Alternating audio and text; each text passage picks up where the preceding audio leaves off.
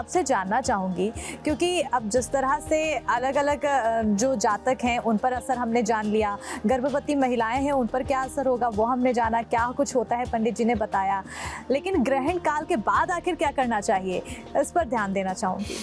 जी बिल्कुल।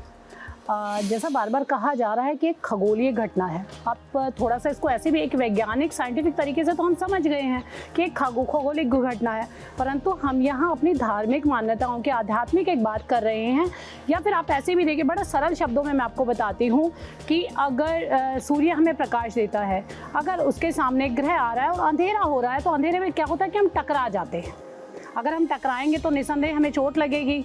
या जो सूर्य की जो किरणें हैं वो हम पर नहीं पड़ रही हैं तो हमारे स्वास्थ्य पे असर पड़ेगा। इसको अगर हम प्रैक्टिकली देखा जाए तो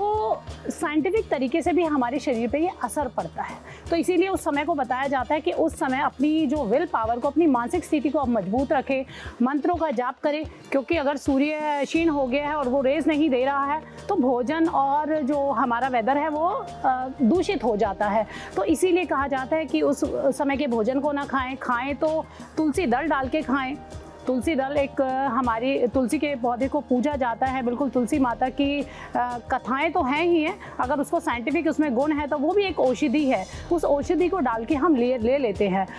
और उस ग्रहण के बाद क्या करें, जो एक ऑरा बनता है, जो एक नेगेटिविटी नकारात्मकता का जो माहौल होता है, उससे बचने के बाद के लिए सबसे पहले तो कहते हैं जब सर पे बोझ होता है तो उसको उतारा कैसे जाता है, देने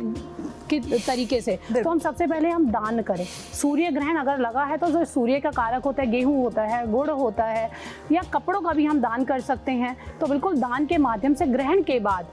पूरी स्वच्छता के साथ, क्योंकि जैसा कि मैंने बताया कि वो माहौल दूषित हो जाता है, तो वहाँ बिल्कुल साफ सफाई करके, नहा धोकर, गंगा जल छिड़क कर,